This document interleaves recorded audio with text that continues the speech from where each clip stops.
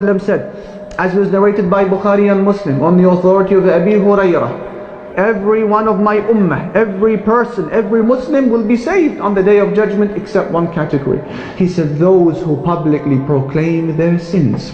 And then he explains, a person, for example, he says, who commits a sin at night, and then Allah Almighty through His mercy veils him, and He doesn't disgrace him. But then the next day comes and he says to the people, oh people, guess what? Last night I did such and such. And Allah Almighty had veiled him, but he wakes up and tears the veil of Allah. See, listening to music is a sin.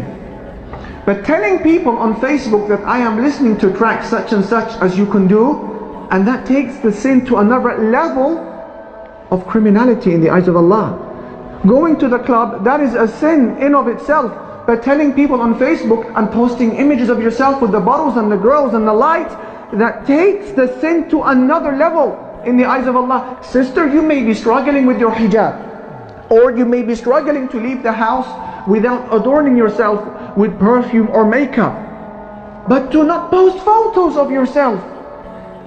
He is essentially saying, oh Allah, these are your commands. I have trespassed them and I don't care, and I'm also going to show the world that I have disobeyed you too.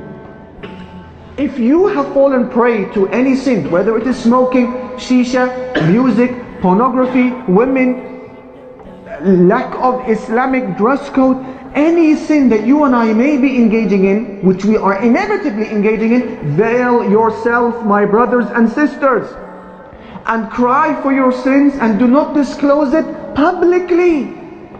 Have we become so ill that we now see the pure as filthy and the filthy as pure? Veil yourself from your sins and do not disclose it to people, and understand that this is filthier and dirtier than responding to the call of nature. Even if you look very pretty in that image, that's shaitan decorating it for you in your eyes. It is filthy because it angers Allah. Cover yourself and don't disclose your sins.